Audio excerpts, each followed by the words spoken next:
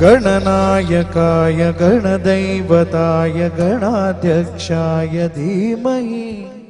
गुणशरीराय गुणवन्दिताय गुणेशानाय धीमहि गुणाधीताय गुणाधीशाय गुणप्रविष्टाय धीमहि एकदन्ताय वक्रतुण्डाय गौरीतनयाय धीमहि गजेशानाय भालचन्द्राय श्रीगणेशाय धीमहि एकदन्ताय वक्रतुण्डाय गौरीतनयाय धीमहि